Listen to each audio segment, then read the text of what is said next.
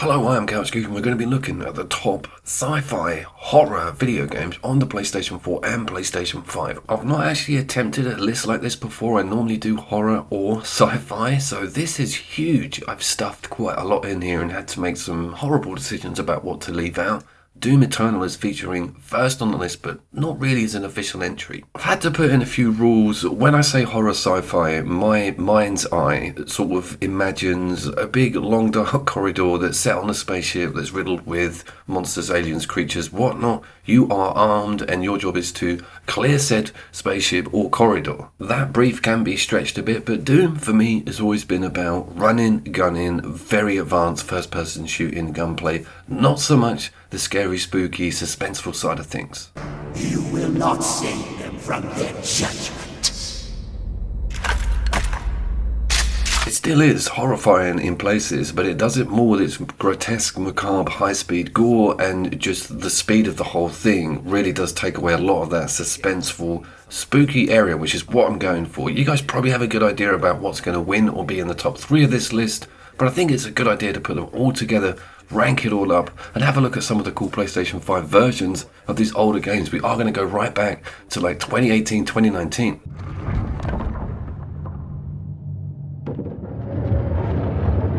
So let's start with the first official entry on the list, and it is Scorn, currently available on Game Pass, and this is actually PC footage of the game. Now this disappointed in areas, but certainly shone in others. When we talk about suspenseful, spooky, crazy corridors and mist and macabre effects, you don't really have to look much further than this game. Very much hyped, beautiful production, heavy HR Giga influence, and more in common with a game like The Witness, or even a walking simulator. That does sound terrible. The game does come with some combat, and yes, it is bloody, brutal, and quite terrifying.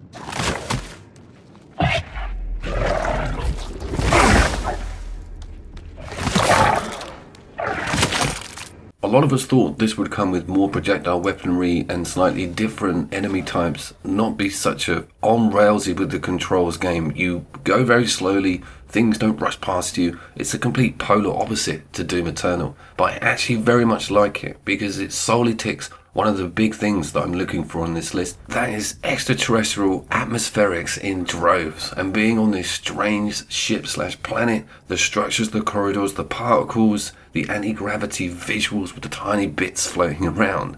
It's absolutely gorgeous. I love it like a painting. I go into it to look at it as opposed to the white knuckle gameplay.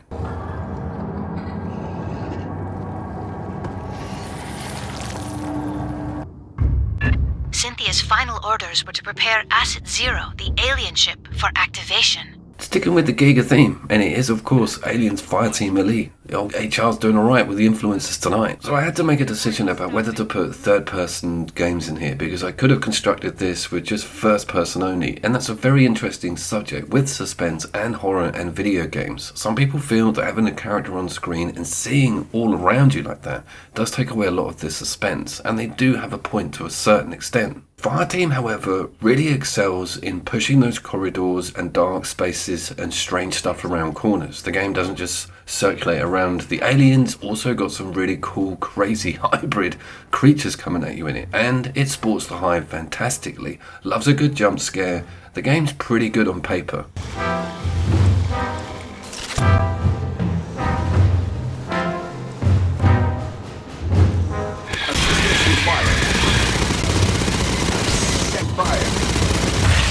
I actually managed the entire campaign solo. I don't mind the AI, but as a multiplayer online game, there's kind of quite a lot more that's better at this out there. But it's the Giga Aliens vein that really does pay off. That's why I love it solo so much.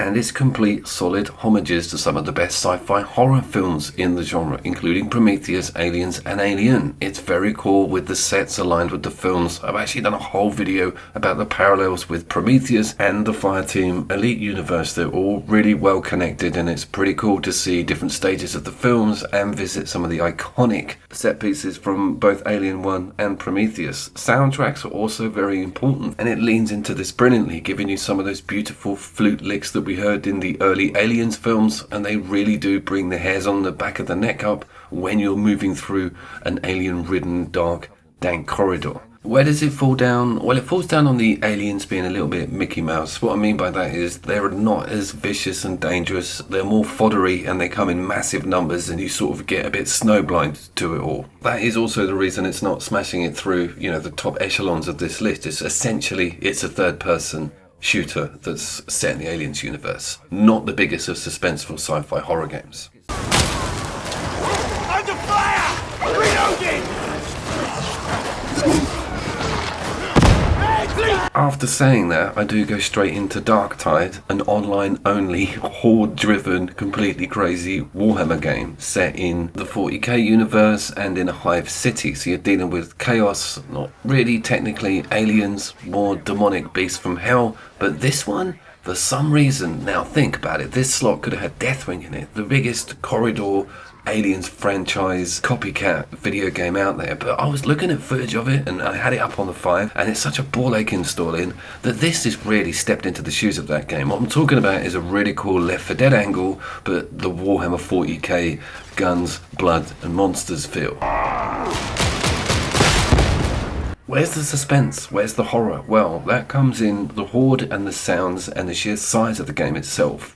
Lacking in small corridors, it does make up for in huge halls and linked areas. And the horde will flood round corners and completely avalanche down the screen. It's totally amazing. The game handles it. And this is just such a heartbreaker. It's not out on console yet. I heard something! Focus fire! Aye!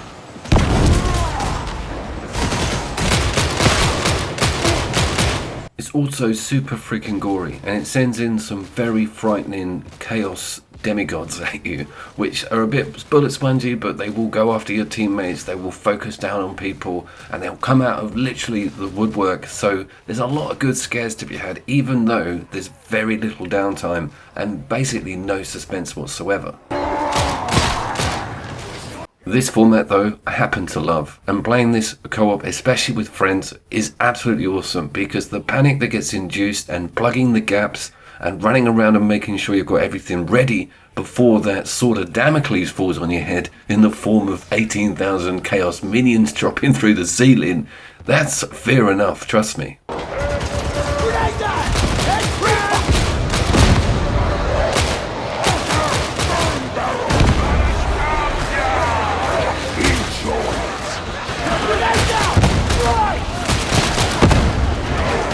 Right, we're sticking with third person again and we're going to Remnant from the Ashes. You might be like, sci-fi, are you crazy? There's only a few worlds that really scream sci-fi at me in the entire game itself. But what this game manages to achieve with its decimation of the worlds and its drab colours and just how rundown everything is, how broken all of the inhabitants are to everywhere you rock up at, and how cool they've made this almost organic industrial link through with these structures, giving them an almost diesel punk look. I'm trying so hard not to shoot these things.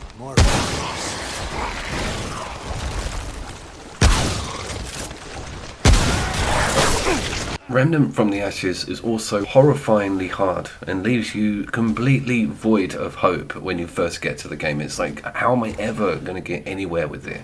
And the fear comes in the form of losing everything, because it does have a sort of roguelike aspect, and the grotesque formations that come after you. Your mind will blow with how dark some of these creatures get. You go into a full-blown hive world, there's almost a Promethean-like industrial area, and they're always fooling you with whether or not you've been spotted. They don't have visible cones on vision. They're not even marked on the map. This guy is just brilliant. Straight ahead, he's not spotted me. He does a turn. I think I'm safe. It's just Remnant from the Ashes all over.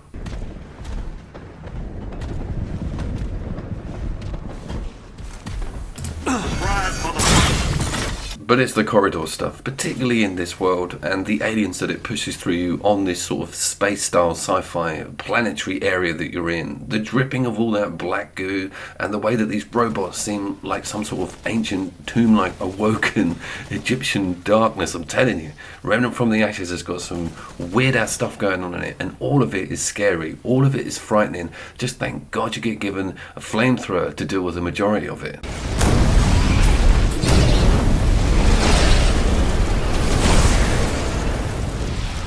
So this is a bit of a weird one. Resident Evil straddles quite a few genres in the series, and some of it is sci-fi horror, and really good sci-fi horror, and some of it is horror but not future focused. And the strange one was Resident Evil 2, the remake, has barely been on my channel, like maybe once. You're looking at the PlayStation 5 version. I installed it for the list, expecting to get to all of that sci-fi grotesque laboratory stuff a lot sooner, and when I got to it, there wasn't that much of it. And that got me thinking, there is a Resident Evil game, not too old a one, that features an amazing sci-fi level and some amazing sci-fi bosses. Yes, you guessed it. Resident Evil 5 has made it onto the list. With horror, I think particularly with sci-fi horror, a lot of fun can be had on a couch co-op level with this aspect. Being scared with someone else who's scared next to you is pretty damn cool. And we haven't seen a split screen Resident Evil come out since then. Why that remake on 4? They didn't add it, I don't know, didn't want to.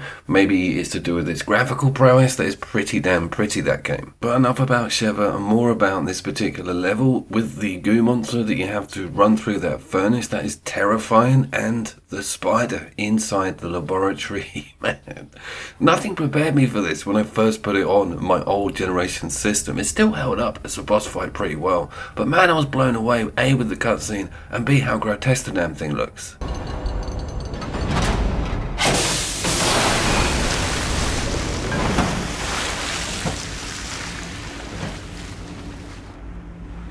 Chris's boulder punching aside, I think Resident Evil 5, and despite a lot of its racial issues with it being set in Africa and having the nerve to put African people in the game, I think in hindsight it wasn't a bad Resident Evil title. It was certainly varied, and it certainly gave us some crazy sci-fi monsters, creatures, bats flying around that have been bred with scorpions. I mean, you couldn't keep up with it.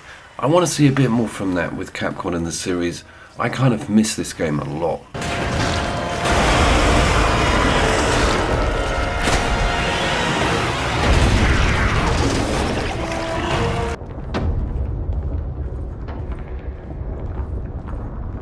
Existentialism and dread in the form of corporate horror. This is Control, and a very interesting entry to the list. The entire game is set in this brilliant bureau de change. It's a little bit bigger than that, but it's papers everywhere, chairs turned over, computers, outdated, not working. It's got a very cool 80s adjacent angle with its technology and how everything looks, and this strange place that you found yourself in. The high ceilings and mist and floating things everywhere, and just the mystery of how you are there and what the plot's all about really does set the mind boggling on how scary this universe actually is.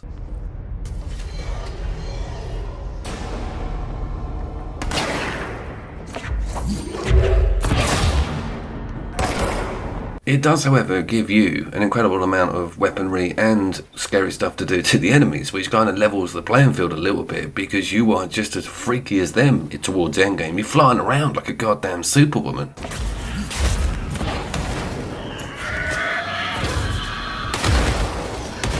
The developers and publishers of Control got in a bit of trouble. You might not remember all this, but back when the PlayStation 5 launched, loads of games offered you the upgrade for free, and it turned out that Control wasn't one of them. And then within the code of the back end of the game itself, someone found the PlayStation 5 upgraded version already there. So it wasn't like it was costing them loads of money to put it in. It was just something that they thought they could monetize. They kind of got caught red-handed with it, and it didn't go down too well. By the way, Ghost of Tsushima has done the same thing with the Director's Cut costing full price, and I haven't gone for it because that's just not really fair for someone who really recently bought the £60 base game. The same goes for this. So you're looking at the PlayStation 4 version running on the 5, and the good news is you've got a beautiful 60 frames per second, but you do have only 1080p on the resolution.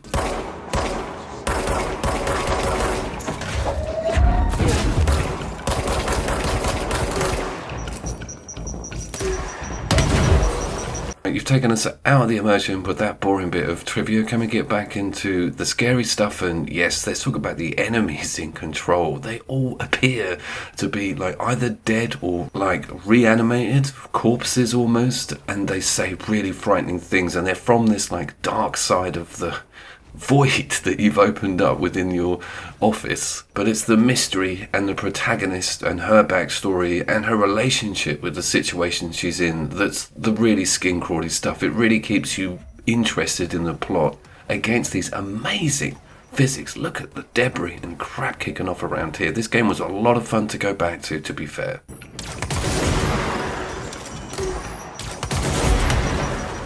What on earth is this? The Surge 2? Oh my god, it's coming back, is it? It's had a 5-year hiatus on your channel. Look, you found the one corridor on the whole game. It's not even a dark one. It's got windows in it, for God's sake. It's more like a conservatory. This one's going to be a hard sell on the aesthetic front, but the story and the world that it's set in is horrific.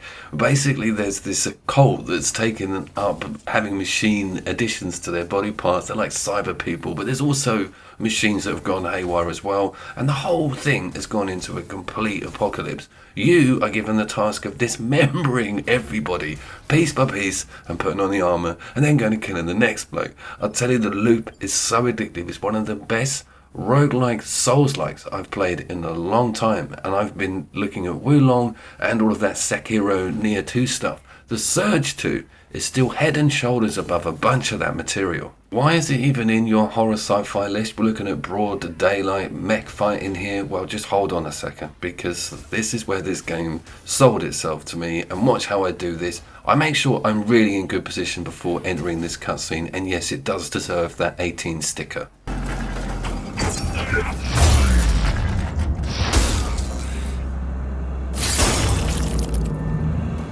The violence is absolutely relentless. It's eye-bleedingly grotesque, this game. It's so wrong in certain areas with what you can do to the poor victims and how you can don all of their gear. It's really something that should be approached with caution, because its shocking violence is something that put it at the forefront of the market at the time. On a machine level, on the sort of creations that these developers came up with, especially with all of the boss fights, which are brilliantly arenaed, scripted, amazing, grand set pieces, right down to the strange, weird jump scares. If you've been playing Wulong, Sekiro, and all the rest of them, you need to look at this.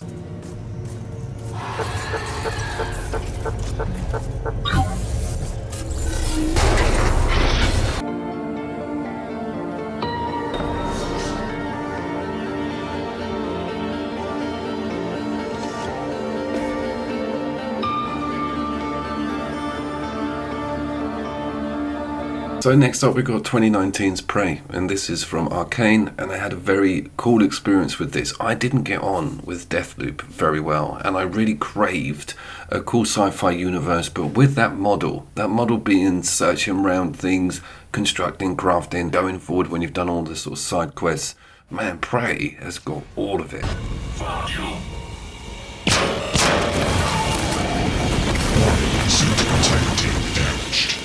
It's also absolutely freaking terrifying, with constantly putting you down tight corridors, giving you a crouch and stealth system, and making the enemies being able to mimic furniture. Holy shit. Vital signs critical. They also got Fred Krueger in to do the voices of your suit. Vital signs critical, bitch. I just keep thinking it's going to say that at the end of every instruction. Health low, bitch. I think a major aspect of a decent sci-fi horror video game is its opening premise and its sort of setup. And this one is so amazing, with the takeover, the twist on you not really being where you're supposed to be. It's excellent stuff, bitch. Oh my god! Security! Security!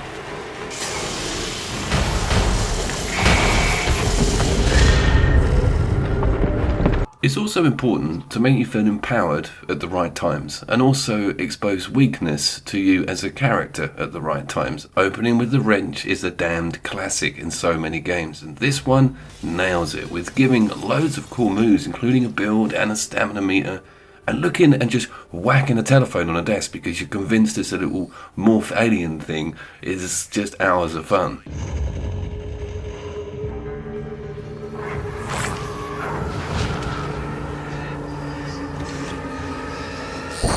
Some of the names of the creatures are the doctors or people who are working on the experiment. They've sort of metamorphosized into these demonic monsters, and I love the idea of that backstory being intertwined to the monsters and demons themselves. The setting is totally worth talking about as well, giving you an outside and inside spaceship interior gravity system. You can fly around and go into different doors and entrances and exits. If I remember correctly, this IP was something else entirely, and that Prey name, because it was a book, right, was just looking completely different as a video game being developed away from Arcane. Then something fell through. I think it all went to pot and the name was picked up, or something was grabbed at the last minute and it was rushed out as something else.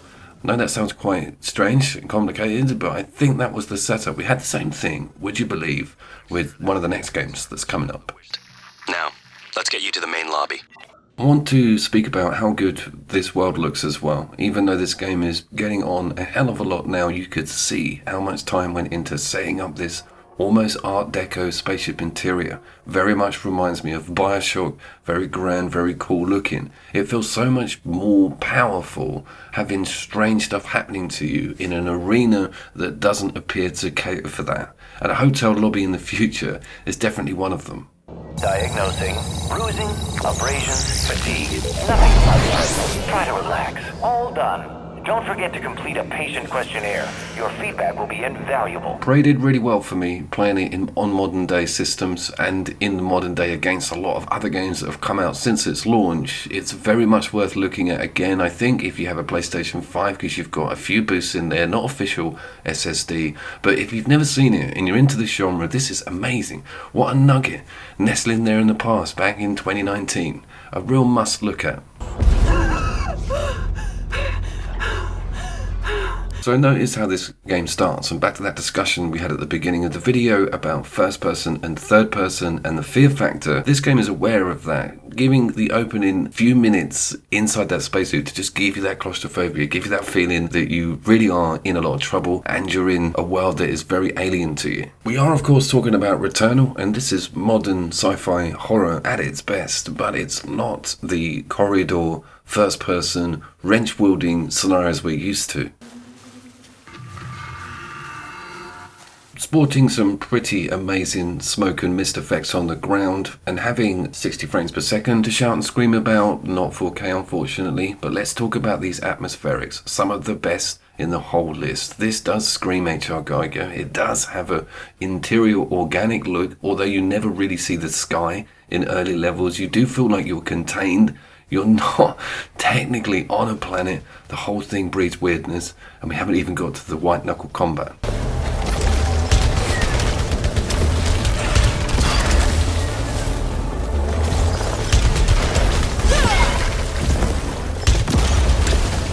The world's autonomy is pretty freaky, and you see some unbelievably large monoliths and statues, buildings. You just feel like this little ant who's milling around this massive temple that you're really not supposed to be in, that's full of stuff that wants to kill you ASAP. That's kind of the plot of the game, to be fair, and what a great one. But talking of claustrophobia, talking of panic, talking of monsters, when Returnal wants to get frightening, it can get damn frightening.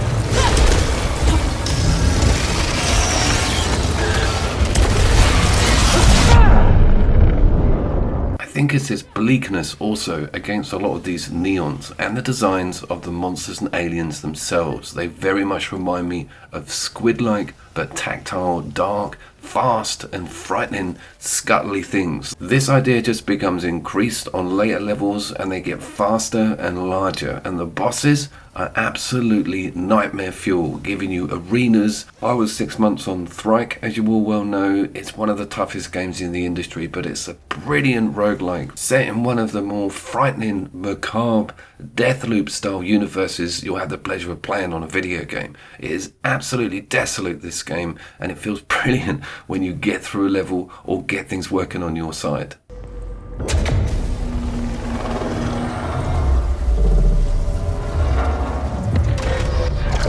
The game game does offer some quite tight spaces in later levels. You do get that feeling of being trapped inside a structure, and I also love how strong some of the Giga references are. We looked at a game like Scorn, it's all Giga. With this, if you just pump in a little bit, kind of gives you that much more impact.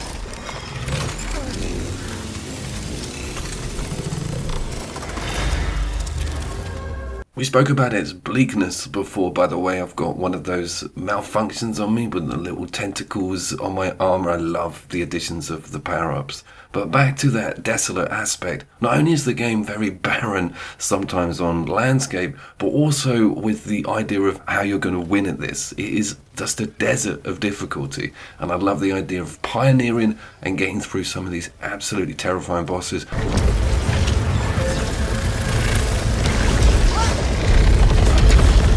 Returnal may not be the jump scare corridor fest we've seen with other games on this list and games coming up, but it certainly warrants a place in my heart for a decent sci-fi horror game.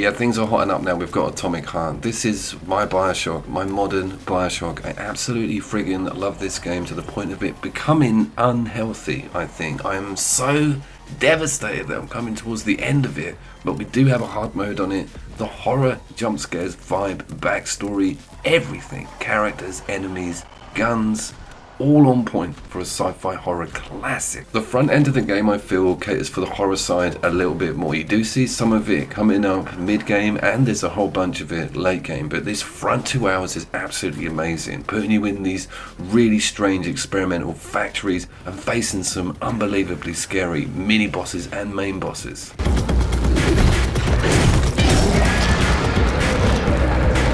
It's kind of in a unique position as well, because it's not all real future. This is an alternative timeline, so we do have future gadgets and a setting. Technically, it's a tough one, but it can still lean on nostalgia, which means it can walk into all these cool soundtracks, just like on Bioshock. And I have missed all these angles in my horror games so much since that series. I should have really put some of the collection in, but again, you've got to deal with that dystopia versus future issue. I wanted to keep the list as tech heavy as possible, as far in the future as possible. So Atomic Heart is a bit of a naughty entry, but we still have all this amazing aesthetic, music and visuals. You will stop constantly to soak up what this game is trying to tell you.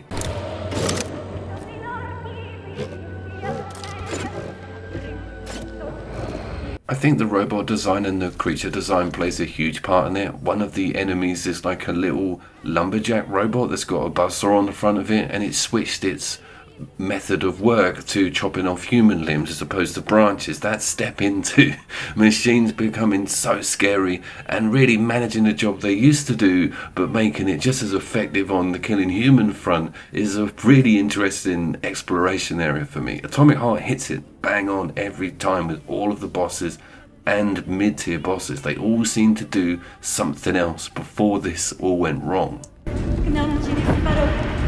It also plays on that sort of mannequin aspect, that dead behind the eyes thing that the guys have when they're running towards you. Atomic Heart is going to go down as one of the better sci-fi horrors of the current generation. Care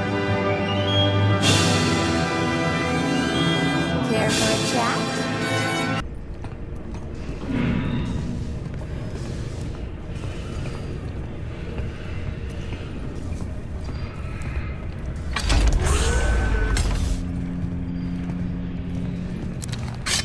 Alright, Callisto Protocol comes bowling in with his pickaxe. At number 3 we're at. This one's very interesting. We are third person again, but that doesn't detract from this game's dread and amazing atmospherics. I have reviewed this on standalone. I recommend a look at it. Absolutely perfect aesthetic. This is exactly what I was looking for when I said give me a good sci-fi horror game. The team and designers, they've all got heritage. There's some amazing backstories with the Dead Space link in this game, and some of these visuals. We're getting to the stage now where video games can equal horror media, meaning film. That's why I wanted to put this list together, because there's very little difference now.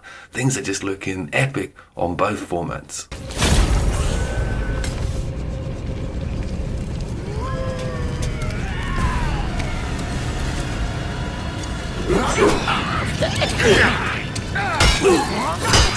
Callisto is not an entirely perfect game though, with some issues on the save situation and getting marooned. For what we've got, and with all the patches coming in, I'm such a happy guy. And we also have some of the best spaceship interior and effects currently available on the system, all at a great 4K brilliant quality mode. It also needs patting on the back for having some really cool and original enemy design, but not enough bosses. Sort that one out. Talking of bosses, and it is the boss, it's Alien Isolation, one of the best horror sci-fi games out there. Complete stealth angle added. This game is really about the environment as much as it is the singular alien, which is a very important point. It hasn't won the list. There's two reasons for that. I have made this game winner of way too many lists, as you guys all know, and a jibe at the PlayStation 5 version not being 4K and 60 frames per second for a game that came out in 2016. But listen to these corridor noises. Best in the business.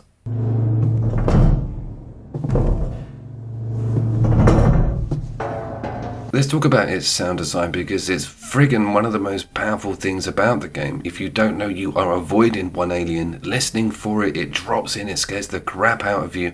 And get this, the DLC's got all of that haunting audio from the original Alien 1 kicking off in it. Oh my god. Get out of the way! Get out of the way, Remnant is gonna kill us!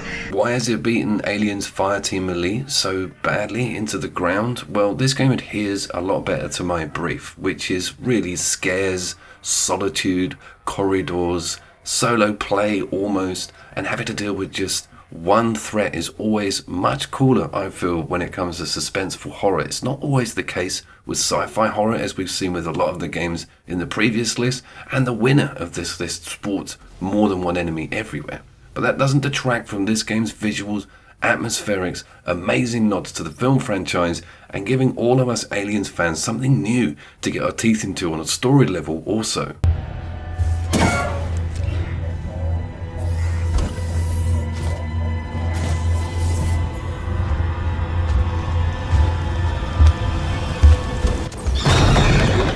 I have actually pegged this game against all of the Aliens media, including the films and some of the comics. I'll put a link and annotation in. It's interesting because it's damn strong against a lot of the recent media and films we've seen. But there is a very interesting looking turn-based game coming up, which I will pay full attention to very soon.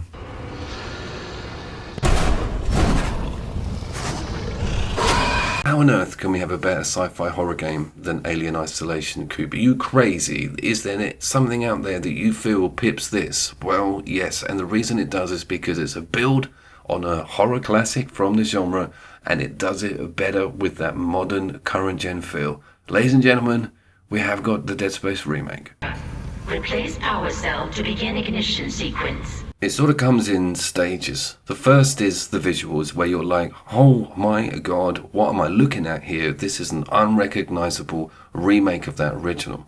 The second is the minor or nuances that they put into changing some of the mechanics with the everyday UI and the drops and how all that system works. It's a lot more of a shooter now because it's been a little bit more liberal with some of those ammo types.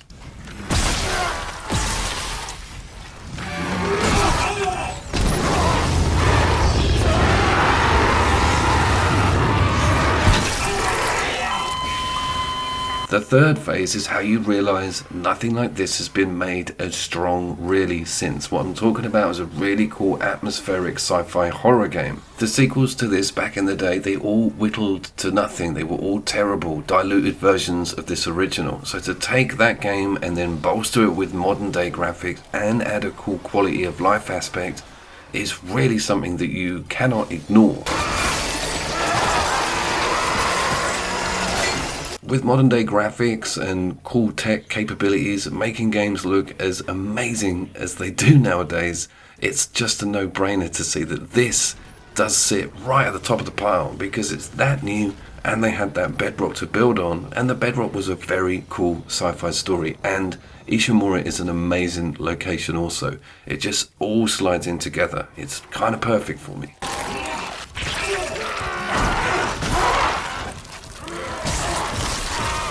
The enemy types were always a really cool idea, the necromorphs, but the idea of how to take the limbs off or slow them down, or the only way to kill these things is almost zombie opposite, where the head is not going to matter. It's all about the limbs that will attack you or stop it walking towards you, was a very head of the game idea back then. And to have it really fleshed out, no pun intended, with the new one is just an eye bleeder. I completely love how it looks and plays.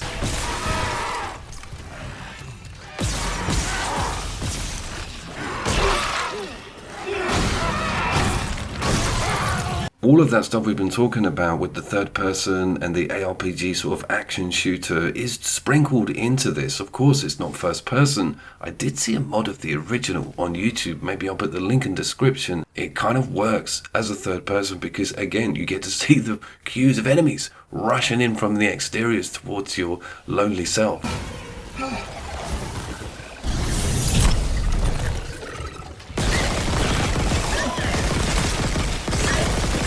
The anti-gravity stuff also works extremely well, giving it an angle extra, another place to look. Something could come from any 360-degree direction towards you. That's really well implemented in the game, and I spoke about that in the comparison, which was the Callisto Protocol in this game. Link in description. They're both very close to each other when it comes to what they produce as sci-fi horror games.